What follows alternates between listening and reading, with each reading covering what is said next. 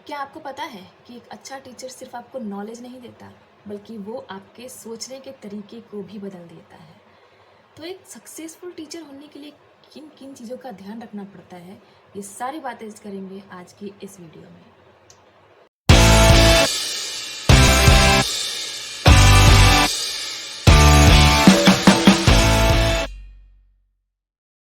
Everyone, मैं हूं Neha and welcome to my channel Neha's academy. कैसे हैं आप सब?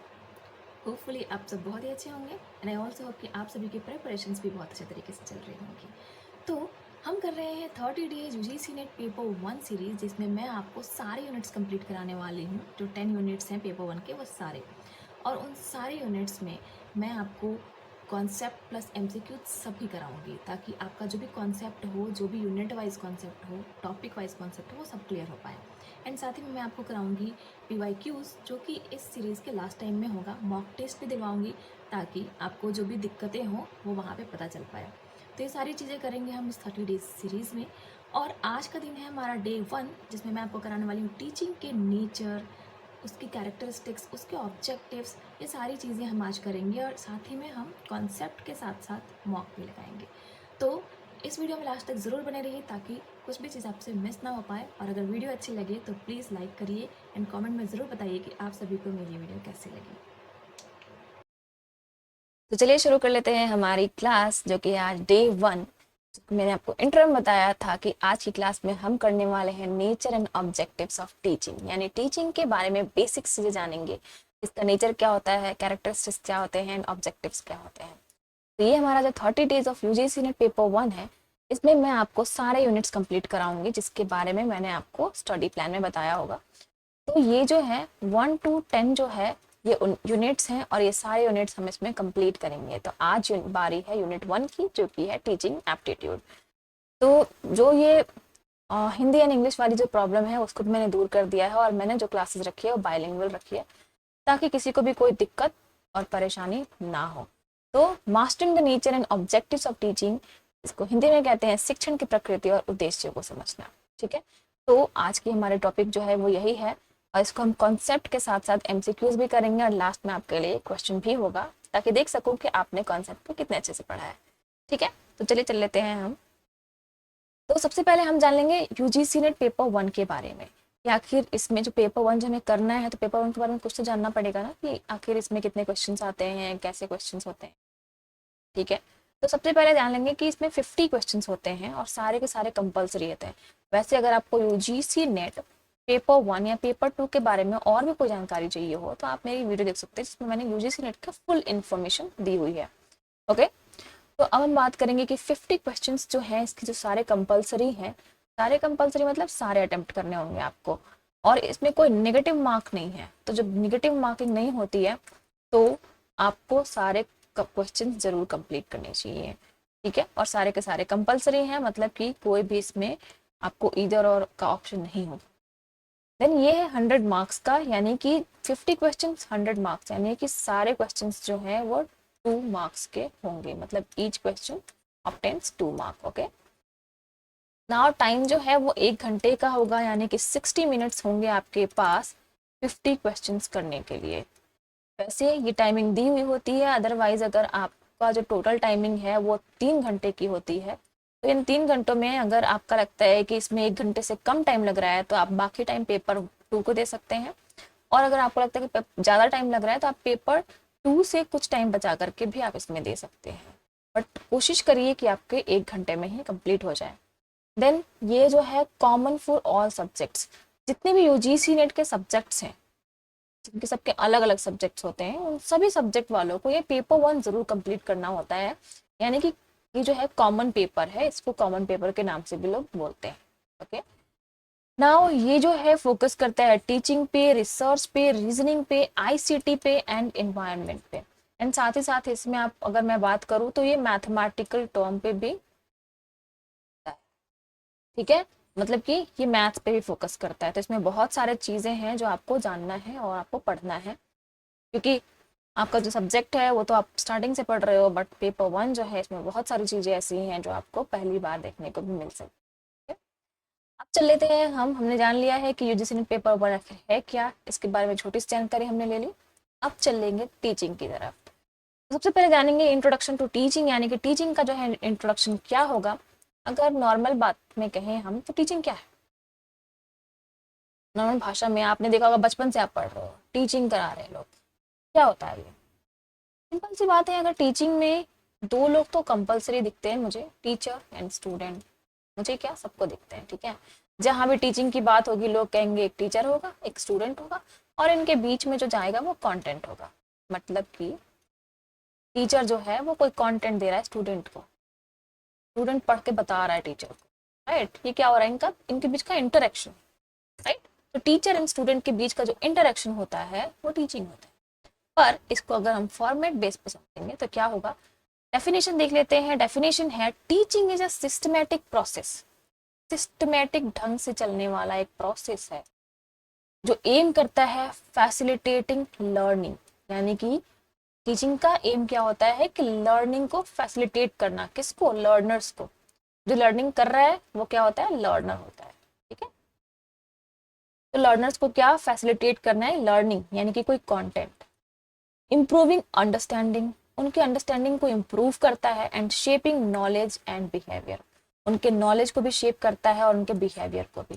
जैसे कि मैंने आपको स्टार्टिंग में बताया था कि टीचिंग जो है वो सिर्फ नॉलेज देना नहीं होता है, बल्कि एक जर्नी है स्टूडेंट के साथ आगे बढ़ते रहने की, उनके नीड्स को इम्प्रूव करने की, उनकी जो नीड होती है, स्टूडेंट की जो नीड होती है उसको फुलफिल करने की। कि अगर किसी को कुछ करियर में बनना है, आगे कुछ नॉलेज गेन करना है, तो वो सब कहाँ से मिलेगा उसको, टीचिंग से, ठीक है। तो स्टूडेंट के नीड के अकॉर्डिंग हम टीचिंग प्रोवाइड करते हैं। तो जो भी लर्निंग चीजें हम प्रोवाइड कर रहे हैं वो टीचिंग कहलाती है, ठीक है। यहाँ तक आपको समझ में आ गया होगा। अब हम चलते हैं की एलिमेंट्स की तरफ। तो की एलिमेंट्स क्या होते हैं, यानी कि इसकी मुख्य बातें होंगी कुछ, क्या होंगी टीचिंग की मुख्य बातें। तो interaction between teacher and learner, जैसे कि मैंने आपको अभी डायग्राम के थ्रू बताया कि टीचर एंड स्टूडेंट होते हैं, तो इन दोनों के बीच का जो इंटरेक्शन होता है वो क्या होता है, वो ही इसका की फैक्टर होता है, की एलिमेंट होता है, दोनों के बीच का इंटरेक्शन। तो ये टीचिंग के की एलिमेंट्स होते हैं, जहाँ पे टीचर होंगे, लर्नर होंगे और इनके बीच एक इंटरेक्शन होगा। देन क्या होगा, इनके बीच नॉलेज ट्रांसफर होगा। जैसे कि मैंने बताया आपको कंटेंट, तो कंटेंट के बेस पे आप कोई भी नॉलेज ले सकते हो, कुछ भी ले सकते हो, वो सब चीजें क्या करेंगे, यहाँ पे ट्रांसफर करेंगे। कॉन्टिन्यूस लर्निंग होती है एंड फीडबैक भी होता है। कॉन्टिन्यूस लर्निंग का मतलब है कि जो लर्निंग की जो प्रक्रिया है वो चलती रहती है, आगे बढ़ती रहती है। जैसे कि अगर आपने स्टार्टिंग में देखा होगा, बचपन में आपने पहले केजी पढ़ा होगा, देन उसके बाद आपने प्रेप किया होगा, देन उसके बाद आपने 1 किया, 2 किया, इस तरीके से आप आगे बढ़ते जा रहे हो। कंटिन्यूअसली आपकी पढ़ाई जो है वो चलती जा रही है। आज आप यूजीसी नेट कर रहे हो मास्टर्स करने के बाद, तो आपकी पढ़ाई जो है वो खत्म नहीं हो रही, वो कंटिन्यूअस बेस पे चलती जा रही है। एंड क्या फीडबैक जो है आपको मिलता जा रहा है कि आपने कितने अच्छे से पढ़ा है, आप असेसमेंट कर रहे हो, वेलवेट कर रहे हो, तो ये सब चीजें आपके फीडबैक में आ जाती है, राइट। तो इस तरीके से आपका जो पढ़ाई जो है वो चलता जा रहा है, कंटिन्यूअस लर्निंग हो रही है, ठीक है। यहाँ तक आपको समझ में आ गया। अब चल लेते हैं हिंदी वालों की तरफ। तो हिंदी में क्या है, शिक्षण का परिचय। शिक्षण यानी कि टीचिंग, तो टीचिंग के बारे में जानेंगे। इसकी परिभाषा क्या होगी, शिक्षण एक व्यवस्थित प्रक्रिया है। व्यवस्थित मतलब जैसे हमने बताया था अभी, कॉन्टिन्यूअस बेस पे जो प्रोसेस चल रहा है वही, जिसका उद्देश्य सीखने को सुगम बनाना, मतलब कि आपके सीखने को सुगम बनाता है, समझ में सुधार करता है और ज्ञान और व्यवहार को आकार देना है, ठीक है। आपका बिहेवियर, आपका नॉलेज इस तरीके से बढ़ता है। देन इसके मुख्य तत्व क्या है, शिक्षक और शिक्षार्थियों के बीच बातचीत। बातचीत का मतलब जैसे मैंने आपको बताया था कि इंटरेक्शन होना उनके बीच, ठीक है। तो दोनों एक दूसरे से बातें क्या कर रहे हैं, कंटेंट बेस पे। तो उसका आगे क्या हो गया, ज्ञान का हस्तांतरण कर रहे हैं, मतलब कि नॉलेज को ट्रांसफर कर रहे हैं एक दूसरे के पास। देन इसका काम क्या है, निरंतर सीखना और प्रतिक्रिया देना, ठीक है। तो यहाँ तक आप सभी को समझ में आ गया होगा कि टीचिंग का जो इंट्रोडक्शन है वो क्या है। अब बात कर लेंगे हम नेचर ऑफ टीचिंग। तो टीचिंग का नेचर क्या होता है। अब जैसे बोलते हो ना किसी भी पर्सन का, उसका नेचर बहुत अजीब है, या फिर कुछ भी आप किसी को देखते हो, जज करते हो एंड समझते हो, उसको समझना कहते हैं कि आपने उसको समझा किस तरीके से, नेचर के अकॉर्डिंग। तो टीचिंग को भी हम नेचर के अकॉर्डिंग समझेंगे। तो नेचर क्या है, प्रवृत्ति है। अब टीचिंग का नेचर सबसे पहला क्या है, both an art and science, मतलब ये आर्ट भी है और साइंस भी है। साइंस का मतलब क्या, हम समझते हैं कि जो कंटिन्यूअस प्रोसेस चल रहा है, रिसर्च का प्रोसेस चल रहा है, मतलब इसमें कोई ना कोई रिसर्च चल रहा है, कोई प्रोसेस चल रहा है, कोई थ्योरी है इसकी, तो ये सब किसका पार्ट है, साइंस का पार्ट है। और आर्ट का मतलब क्या है? आर्ट का मतलब है कि ऐसे कोई क्रिएटिविटी के साथ आप इस काम को कर रहे हो तो उसे हम आर्ट कहते हैं। ठीक है, उसकी कला है, स्किल्स, तो क्या है? ये आर्ट है। तो इसीलिए टीचिंग अगर बगैर आर्ट के पढ़ाया जाए तो क्या आपको समझ में आएगा? बुक लैंग्वेज तो, बुक्स में तो सारी चीजें दी हुई रहती है, पर आपको समझना थोड़ा सा मुश्किल होता है। तो उसको क्या क्रिएटिव वे में आपको टीचर क्या करता है? टीच करता है। तो इसी तरह से जो टीचिंग जो है ये एक आर्ट भी है और साइंस भी है, यानी कि रिक्वायर्स क्रिएटिविटी एंड स्ट्रक्चर। तो इसको स्ट्रक्चर भी चाहिए जो कि साइंस का पार्ट है, एंड क्रिएटिविटी चाहिए जो कि आर्ट का पार्ट है। ठीक है, तो यहाँ तक समझ में आ गया आपको।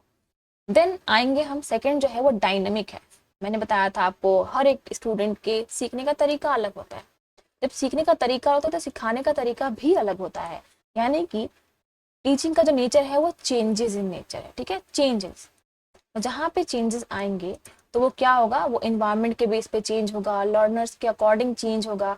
तो ये क्या है? Adapt based on learners and environment. तो इन दोनों के बेसिक, इन दोनों के ऊपर आधारित होता है टीचिंग, तो इसीलिए इसको डायनेमिक इन नेचर कहते हैं।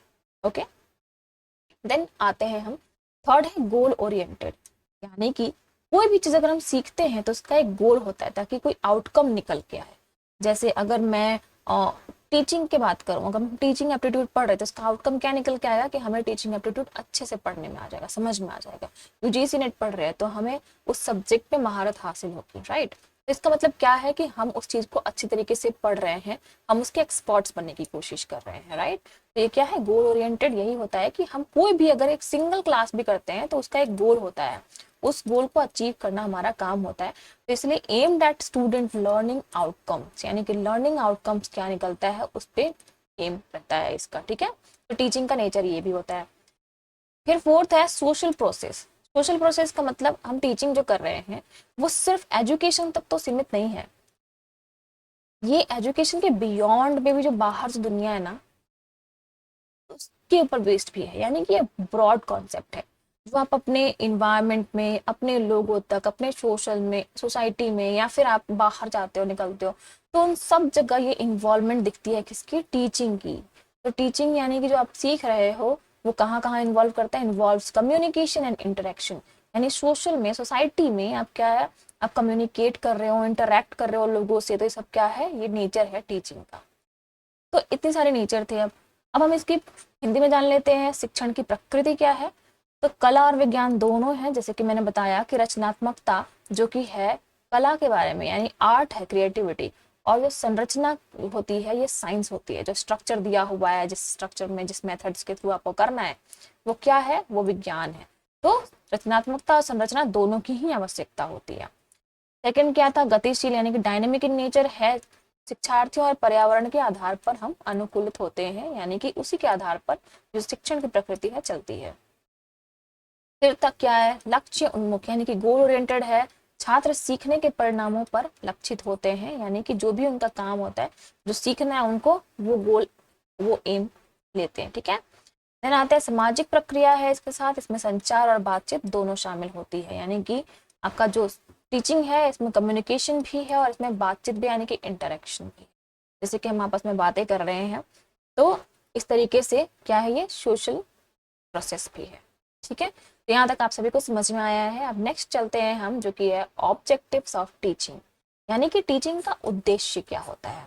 हमने जान लिया टीचिंग क्या होता है, हमने जान लिया उसका नेचर क्या होता है। अब हम जानेंगे कि इसका ऑब्जेक्टिव क्या है। ठीक है, तो ऑब्जेक्टिव का मतलब क्या होता है? उद्देश्य क्या है, टीचिंग क्यों करते हैं। तो क्यों करते हैं ये बात जानने के लिए हम देखेंगे, नंबर 1 है हमारा इम्पार्ट नॉलेज। हमें नॉलेज की कमी है तो हमें क्या करना है? टीचिंग करना है, लर्निंग करना है। तो जो भी नॉलेज है उसको इम्पार्ट करना, यानी कि डेवलप कॉन्सेप्चुअल अंडरस्टैंडिंग। जो भी कॉन्सेप्चुअल अंडरस्टैंडिंग होती है उसको डेवलप करना टीचिंग का उद्देश्य होता है। ठीक है, नॉलेज को देना, इम्पार्ट करना। देन सेकंड है स्किल डेवलपमेंट। स्किल में डेवलपमेंट लाना भी क्या होता है? ऑब्जेक्टिव होता है टीचिंग का। Enhance cognitive, social and technical skills जो होती हैं इन सबको इनहैंस करना। कॉग्निटिव जो आपके माइंड से रिलेटेड होता है, सोशल यानी कि जो आपका कम्युनिकेशन से रिलेटेड होता है, आप जो लोगों तक अपनी बातें पहुंचा रहे हो। टेक्निकल स्किल्स यानी कि जो मशीनरी चीजें हैं आप उसको चलाना जान रहे हो, उसको स्किल्स को जान रहे हो। तो ये सारी चीजें क्या है, आपका स्किल डेवलपमेंट होता है, इनके उद्देश्य के लिए भी टीचिंग कराया जाता है। देन आते हैं हम एटीट्यूड बिल्डिंग पे। तो एटीट्यूड बिल्डिंग यानी कि जो टीचिंग होती है उससे आपका एटीट्यूड में बिल्डअप होता है, लाइक शेप थिंकिंग होती है, आपके थिंकिंग में शेप मिलता है, एथिक्स आपके बढ़ते हैं एंड बिहेवियर भी आपका ठीक होता है, यानी कि आपके एटीट्यूड को बिल्ड करने में भी हेल्प करता है टीचिंग। तो टीचिंग का उद्देश्य क्या है कि आपका एटीट्यूड भी सही हो, राइट। देन आते हैं नेक्स्ट है प्रॉब्लम सॉल्विंग। आप अगर किसी प्रॉब्लम में फंसे हो और आप सॉल्व नहीं कर पा रहे हो तो आप धीरे धीरे और क्या जाते हो, फंसते चले जाते हो, राइट। तो इसको भी सॉल्व करना सिखाता है कौन, टीचिंग। तो टीचिंग का उद्देश्य भी ये भी है कि आपका प्रॉब्लम को सोल्यूशन मिल जाए। तो इसमें क्या होता है, encourage critical thinking. Critical thinking को इनकरेजमेंट मिलती है इसमें। क्रिटिकल थिंकिंग यानी कि आप बहुत ज्यादा सोच रहे हो, रचनात्मक तरीके से सोच रहे हो। तो ये क्या है कि पहले आपने सिर्फ एक चीज को सॉल्व किया, अब आपकी क्षमता बढ़ जाती है तो आप क्या करते हो, एक साथ आपने सोचा कि आप 3 चीजें खुद सॉल्व करें, फिर उसके बाद भी अगर आपकी क्षमता बढ़ गई तो आप फिर ऐसे कर करके क्या करते हो, क्रिटिकल थिंकिंग आपकी बढ़ रही है। पहले आप एक क्वेश्चन सॉल्व कर पाते थे, अब आप 5 कर रहे हो, फिर 10 कर रहे हो, फिर ऐसे करते करते आप 100 तक पहुंच जाते हो। ये सब कैसे होगा, जैसे आप इंकरेजमेंट मिलती है आपके क्रिटिकल थिंकिंग को, वैसे वैसे आप वो काम कर पा रहे हो, ठीक है। तो ये भी क्या होता है, ऑब्जेक्टिव्स ऑफ टीचिंग। नेक्स्ट है लाइफ लॉन्ग लर्निंग। आपकी लर्निंग जो है वो लाइफ लॉन्ग की भी होनी चाहिए, ये भी एक टीचिंग का उद्देश्य होता है। आपने देखा होगा, आप एथिक्स सीखते हो, मोरल एक्टिविटीज सीखते हो, आपको लगता है कि ये चीज जो है वो मुझे लाइफ लॉन्ग याद रहेगी। जैसे भी खाना बनाना अगर आप सीखते हो, कुकिंग सीखते हो, तो क्या है वो लाइफ लॉन्ग लर्निंग है आपकी। एक बार आपने सीख लिया पर आपका वो लाइफ टाइम के लिए यूज में आ रहा है, राइट। तो इसमें क्या होता है, cultivate curiosity and self improvement. बस इसमें आपके सेल्फ इंप्रूवमेंट चलने लग जाती है। पहली बार आपने रोटी बनाई, रोटी थोड़ी गोल नहीं हुई, थोड़ी टेढ़ी मेढ़ी हो गई, तो आप क्या करते हो, धीरे धीरे करके उसमें क्या होता है, सुधार होता चला जा रहा है। तो लाइफ लॉन्ग लर्निंग है, आप उसमें सुधार कर रहे हो, फिर बाद में आप एक परफेक्ट गोल रोटी बना पा रहे हो। तो ये क्या है, सेल्फ इंप्रूवमेंट के साथ साथ आपकी क्यूरियोसिटी भी बढ़ी, आपने उसको उसके ऊपर काम किया। तो सब किसकी चीजें हैं, ऑब्जेक्टिव्स ऑफ टीचिंग है। टीचिंग का उद्देश्य था कि आपको इन सब चीजों से पढ़ाना, इन सब चीजों में इंप्रूवमेंट दिलाना, ठीक है। तो होपफुली आपको यहाँ तक समझ में आया होगा। अब नेक्स्ट हम हिंदी में देख लेते हैं इसी चीज को कि शिक्षण के उद्देश्य क्या है। तो ये है, ज्ञान प्रदान करना है, वैचारिक समझ को विकसित करना है, देन कौशल विकास को बढ़ाना जिसमें संज्ञानात्मक, सामाजिक और तकनीकी कौशल को बढ़ोतरी मिलती है, ठीक है। देन है, दृष्टिकोण का निर्माण होता है जिसमें आपकी सोच, नैतिकता और व्यवहार को आकार मिलता है। आपका एटीट्यूड की बिल्डिंग होती है, यानी एटीट्यूड बिल्डअप होता है, राइट, जिसमें आपकी सोच को, नैतिकता को, व्यवहार को एक नया शेप मिलता है। फिर मिलता है आपको समस्या का समाधान होता है जो कि आलोचनात्मक सोच को प्रोत्साहन मिलता है। एंड देन है, आजीवन सीखना होता है आपका जिसमें आपको जिज्ञासा और आत्म सुधार की वृद्धि होती है, ठीक है। तो यहाँ तक आपने देखा कि शिक्षण के उद्देश्य क्या होगा। तो आपने बहुत सारी चीजें देख ली, नेचर देख लिया टीचिंग का, सबसे पहले आपने टीचिंग देखा, टीचिंग क्या है, फिर नेचर देख लिया, फिर आपने देखा ऑब्जेक्टिव्स। नेक्स्ट आते हैं हम इसके कैरेक्टरिस्टिक्स पे, ठीक है। तब हमारा क्या है, कैरेक्टरिस्टिक्स। हमने बहुत सारी चीजें जान ली टीचिंग के बारे में, अब देखते हैं कि इसकी विशेषताएं क्या है। तो टीचिंग की विशेषता जो है क्या है कि ये इंटरैक्टिव एंड इंगेजिंग होता है। टीचिंग की विशेषता क्या है, ये इंटरैक्टिव होता है, जैसे मैंने आपको बताया था कि दो लोगों के बीच में इंटरेक्शन जो है, तो टीचर एंड लर्नर के बीच का इंटरैक्टिव पार्ट है ये। एंड ये क्या होता है, एंगेजिंग होता है। तो teaching involves discussion, activities and feedback. जैसे मैंने बताया आपको कि अगर मैंने आपको कुछ पढ़ाया है, ठीक है, तो पीने के ऊपर कुछ पढ़ाया है और यहाँ पर उसने डिस्कस किया, उसने अच्छी तरीके से एक्टिविटीज के साथ उसको सिखाया, तो क्या है, क्यू जो है वो फीडबैक देगा कि आपने कैसा पढ़ाया है। फीडबैक कैसे देगा, वो बता करके कि उसको अच्छे से समझ में आया है नहीं, कहाँ पे दिक्कतें हुई, क्या दिक्कत हुई। तो ये सारी चीजें किस में आती हैं, आपको एंगेजमेंट करती है और इंटरेक्टिव बनाती है, ठीक है। तो कैरेक्टरिस्टिक्स क्या है टीचिंग का, कि ये इंटरेक्टिव होता है और एंगेजिंग होता है।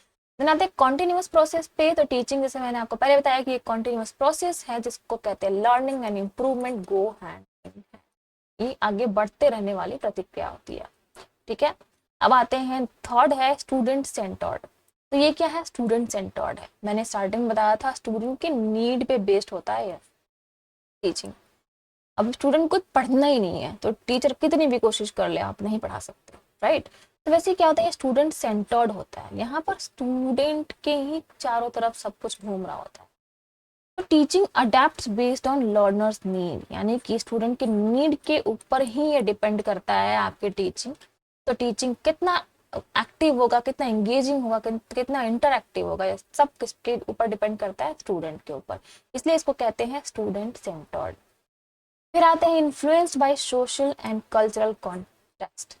तो ये इस पे भी डिपेंड करता है कि आप कौन सी सोसाइटी से आ रहे हो, आपका कल्चर क्या है। क्योंकि कई बार क्या होता है, बिजनेसमैन का बच्चा हमेशा बिजनेसमैन बनना चाहता है। क्यों? क्योंकि उसके इन्वायरमेंट में वही चीजें हैं, वो चाहता है, उसका कल्चर वही बन गया, उसने सोसाइटी यही है। आप देखोगे किसी सोसाइटी में किसी का बच्चा अगर फर्स्ट आता है तो सोसाइटी में पूरी तरह बात वो फैली रहती है। आपके घर वाले आपको बोलेंगे देखो उनका बच्चा फर्स्ट आता है नॉल। तो ये सब जो है स्टूडेंट की नीड जो होती है वो उसके सोशल पे और कल्चरल कॉन्टेक्स्ट पे भी डिपेंड करती है, उसी से इन्फ्लुएंस रहती है। आप किसी को आइडल मान लेते हो, मुझे उसकी तरह बनना है, तो ये सब कहाँ से आता है, ये जो सोशल है वो उसी से आता है। ठीक है, तो आप इन्फ्लुएंस हो जाते हैं। तो एजुकेशन जो है वो वेरीज अक्रॉस सोसाइटीज, सोसाइटीज पे क्या करती है, वेरीज करती है, मतलब अलग अलग होती है। फिर आ जाते हैं हम, नंबर 5 है एथिकल एंड वैल्यू बेस्ड। तो टीचिंग जो है उसका कैरेक्टरिस्टिक्स क्या है कि वो एथिकल एंड वैल्यू बेस्ड है, यानी कि ये मोरल स्टैंडर्ड्स के साथ भी आगे बढ़ता है। तो इतनी सारी चीजें हैं कैरेक्टरिस्टिक्स ऑफ टीचिंग में। तो आपने देखा बहुत सारी चीजें आपने पढ़ ली है इसमें। टीचिंग का जो बेसिक्स है वो आई होप आपको कंप्लीट हो गया होगा। अब हम इसका कुछ MCQ कर लेंगे, लेकिन उससे पहले मैं आपको ये हिंदी में बता देती हूँ कि शिक्षण की विशेषताएं जो है वो इंटरएक्टिव एंड आकर्षक होती है। शिक्षण में चर्चा, गतिविधियां और प्रतिक्रिया शामिल होती हैं। ये सतत प्रक्रिया है जो कि आगे बढ़ती रहती है, जिसमें सीखना और सुधार साथ साथ चल रहा होता है। मतलब तो सीख भी रहे हो, सुधार भी कर रहे हो। ये छात्र केंद्रित होता है, यानी स्टूडेंट सेंटर्ड होता है। इसमें शिक्षण शिक्षार्थियों की जरूरतों के आधार पर अनुकूलित होता है एंड सामाजिक और सांस्कृतिक संदर्भों से प्रभावित होता है, क्योंकि शिक्षा जो होती है समाजों में अलग अलग भिन्न भिन्न होती है, राइट। फिर आते हैं नैतिक और मूल्य आधारित होता है, इससे नैतिक मानकों को बनाए रखना चाहिए। तो आपका भी जो भी वैल्यू बेस्ड है या फिर मोरल एथिक्स है, ये सारी चीजें आपको टीचिंग के अकॉर्डिंग आगे बढ़ती रहती है। तो अब चल लेते हैं MCQ की तरफ। तो हमारा MCQ होगा, पहला क्वेश्चन आपके पास ये है, what is the primary goal of teaching. आपको आंसर भी करना है, कमेंट में जरूर आंसर करिएगा। तो प्राइमरी गोल क्या होता है टीचिंग का? फर्स्ट है मेमोराइजेशन, सेकंड है नॉलेज ट्रांसमिशन, थर्ड है पनिशमेंट एंड फोर्थ है साइलेंस इन क्लासरूम। तो कोई भी MCQ को करने के लिए मैं आपको एक छोटा सा टिप्स देना चाहूंगी। टिप्स ये है कि आप क्वेश्चन को हमेशा एलिमिनेट करना सीखो। कौन सी चीजें जो नेगेटिव चीजें दिख रही हैं, नेगेटिव चीजें या फिर ओनली वन, ये सारी चीजें भी देखना सीखो। ये सब कीवर्ड्स होते हैं ताकि आप उसको ओनली वन, नेवर एंड बहुत सारी चीजें आती हैं, तो ये सब चीजें आपने देखना शुरू कर दिया आपको, तो आप क्वेश्चन को अच्छे से कर पाओगे। अब यहाँ पे है एलिमिनेशन मेथड है, जो कि नेगेटिव पार्ट है उसको एलिमिनेट कर दो तो आपको क्वेश्चन का आंसर मिलेगा। तो इस पे जाने से पहले मैं आपको हिंदी में बता देती हूँ, बाकी आप सॉल्व करो जो इंग्लिश वाले हैं। हिंदी में क्या है, शिक्षण का प्राथमिक लक्ष्य क्या है, प्राइमरी गोल क्या है, याद करना, ज्ञान का संचरण, दंड या फिर कक्षा में मौन। तो अब बताओ आप कि टीचिंग करने क्यों जा रहे हो, ठीक है, टीचिंग क्यों करते हो। प्राइमरी गोल करने क्या होता है, पनिशमेंट देना? तो बिल्कुल भी नहीं, ये नेगेटिव पॉइंट है। यहाँ पे पनिशमेंट देना गोल नहीं हो सकता टीचिंग का। मेमोराइजेशन, सिर्फ याद करना तो नहीं हो सकता प्राइमरी गोल, हम वहाँ पे जा रहे हैं सिर्फ याद करने, तो ये टीचिंग नहीं हो सकता। देन नॉलेज ट्रांसमिशन, तो नॉलेज को ट्रांसमिट तो करते हैं, ये हो सकता है। फोर्थ देख लेते हैं साइलेंस इन क्लासरूम, तो क्या सिर्फ क्लासरूम को साइलेंस बनाए रखना ही प्राइमरी गोल हो सकता है टीचिंग का? तो बिल्कुल भी नहीं। तो आपका ऑप्शन क्या होगा, नॉलेज ट्रांसमिशन, जो कि हिंदी में है आपका ज्ञान का संचरण। देख लेते हैं ये आपका आंसर सही है या नहीं। तो बिल्कुल सही है, जिन जिन लोगों ने बी ऑप्शन चुना है उनका सही है, नॉलेज को ट्रांसमिट करना यानी कि नॉलेज ट्रांसमिशन। तो होपफुली आपको मजा आया होगा क्वेश्चन देख करके। अब चलते हैं सेकंड क्वेश्चन की तरफ, जो कि है आपका teaching is best described as. तो टीचिंग को बेस्ट डिस्क्रिप्शन कहाँ से मिल रहा है? ये वन टाइम इवेंट है, a process, a fixed formula, a passive activity. तो इन चारों में क्या होगा? आप क्वेश्चन का आंसर करिए, वीडियो को पॉज कर सकते हो आप क्वेश्चन का आंसर करने के लिए। देन आगे आएंगे हिंदी वालों के लिए, शिक्षण को सबसे अच्छे तरीके से इस प्रकार वर्णित किया जा सकता है, एक बार की घटना हो, एक प्रक्रिया हो, एक निश्चित सूत्र है या फिर एक निष्क्रिय गतिविधि है? तो आप सब क्वेश्चन का आंसर करिए। ये भी हम एलिमिनेशन मेथड से ही करेंगे। तो देख रहे हैं यहाँ पे वन टाइम इवेंट है क्या? टीचिंग सिर्फ एक बार करनी है? तो नहीं, सिर्फ एक बार तो नहीं, चलती रहती है। तो ये क्या है? एक प्रोसेस है। जी हाँ, तो एक कंटिन्यूअस प्रोसेस तो हमने देखा था, तो इसको हम मान सकते हैं, पर हम आगे भी चेक कर लेंगे कि और भी आगे कुछ अच्छी चीजें तो नहीं मिल रही। फिर क्या ये फिक्स्ड फॉर्मूला है? तो क्या ये फिक्स्ड फॉर्मूला है? नहीं, ये हमने पढ़ा था कि ये डायनामिक इन नेचर होता है, तो फिक्स्ड तो है नहीं। ये पैसिव एक्टिविटी है। पैसिव एक्टिविटी का मतलब है कि वहां पे सिर्फ सिंगल रोल होना, मतलब आपका कोई रोल ही नहीं है। तो क्या ऐसा है? नहीं, हम एक्टिव होते हैं, यहाँ पे इंटरेक्टिव क्लासेस करते हैं, राइट, पैसिव क्लासेस नहीं करते। तो ये भी गलत हो गया। अब एक गलत हो गया, फिक्स फॉर्मूला गलत हो गया, वन टाइम इवेंट गलत हो गया, तो हमारा क्या हो गया? A process. तो देख लेते हैं किन किन लोगों का बी सही है। तो जिन लोगों का भी बी है वो सही है, और जिन लोगों ने बी नहीं करा है वो देख लीजिए कि किस तरीके से बी का यहाँ पे ऑप्शन आता है। देन आएंगे क्वेश्चन नंबर 3 की तरफ, जो कि है विच कैरेक्टरिस्टिक्स मेक्स टीचिंग अडेप्टेबल। तो कौन सा कैरेक्टरिस्टिक ऐसा है जो कि टीचिंग को अडेप्टेबल बनाता है, उसको रखने योग्य बनाता है? पहला है स्टैटिक नेचर, दूसरा है डायनेमिक नेचर, तीसरा है रिजिड फ्रेमवर्क, चौथा है लिमिटेड इंटरेक्शन। तो अब इसको हिंदी में लिख लेते हैं। कौन सी विशेषता शिक्षण को अनुकूलनीय बनाती है? जो कि स्थैतिक प्रकृति, गतिशील प्रकृति, कठोर ढांचा, या फिर सीमित अंतःक्रिया। सॉरी, अब देखिए यहाँ पे क्या एक स्टैटिक इन नेचर है? बिल्कुल नहीं। डायनेमिक इन नेचर तो हमने पढ़ा था, क्योंकि इसी की वजह से टीचिंग को क्या अडेप्ट किया जाता है। रिजिड फ्रेमवर्क नहीं है, और लिमिटेड इंटरेक्शन नहीं है। ये अनलिमिटेड होता है, इंटरेक्शन की कोई लिमिट नहीं होती, ठीक है। तो हमारा यहाँ पे ऑप्शन क्या मिल जा रहा है? Dynamic in nature. तो जो कि डायनेमिक नेचर जो है वो क्या है? कैरेक्टरिस्टिक्स है। और यहाँ भी ऑप्शन बी है जो कि आपका सही हो गया होगा जिन लोगों ने ये किया है। अब आ जाते हैं हम क्वेश्चन नंबर 4 की तरफ, जो कि है what aspects of teaching ensures student engagement. इसमें से क्या है जो इंश्योर करता है स्टूडेंट की एंगेजमेंट को? ऑप्शन नंबर 1 है rote learning, strict discipline, interactive approach and single direction communication. तो ये 4 ऑप्शन हैं आपके पास। चलिए क्वेश्चन को करिए। अब हम चलते हैं हिंदी की तरफ। शिक्षण का कौन सा पहलू छात्र की संलग्नता सुनिश्चित करता है? रटकर सीखना, सख्त अनुशासन, संवादात्मक दृष्टिकोण, या एकल दिशा संचार। तो देख लेते हैं हम इसको भी नेगेटिव एलिमिनेट करेंगे। रूट लर्निंग का मतलब होता है रट्टा मारना, तो बिल्कुल भी नहीं, रट्टा मारने से स्टूडेंट की एंगेजमेंट तो नहीं इंश्योर हो सकती। स्ट्रिक्ट डिसिप्लिन, डिसिप्लिन स्ट्रिक्ट तो कर लेंगे बट स्टूडेंट एंगेज नहीं हो सकते, तो यहाँ पे ये भी नहीं रहेगा। इंटरेक्टिव अप्रोच, जहां तक हमने सुना था, देखा था कि टीचर एंड स्टूडेंट के बीच में इंटरेक्शन होता है, तो ये एक सही लग रहा है। देन आते हैं single direction communication. Single direction communication का मतलब क्या है कि टीचर जो है वो ऑर्डर दे रहा है स्टूडेंट को, वहां पे सिर्फ ऑर्डर जा रहा है, वो सिंगल डायरेक्शन है, वहां पे स्टूडेंट से कोई फीडबैक नहीं आ रहा। तो जहां से कोई फीडबैक नहीं आए वो क्या होता है? सिंगल डायरेक्शन कम्युनिकेशन होता है। जहां से कोई रिप्लाई नहीं आ रहा तो क्या है? Single direction communication. तो क्या ये इंटरेक्टिव होगा? एंगेजमेंट होगा इसमें? नहीं। तो यहाँ पर ऑप्शन क्या हो जाएगा? इंटरेक्टिव अप्रोच, जो कि है संवादात्मक दृष्टिकोण। तो ये है आपका ऑप्शन नंबर 3 जो कि है करेक्ट। तो जिन लोगों ने ये किया है वो उनका सही हुआ है, ठीक है। अब आते हैं क्वेश्चन नंबर 5 की तरफ, जो कि है teaching involves ethical considerations because it impacts learning behaviors, it follows only laws, it doesn't require social influence, और it discourages questioning।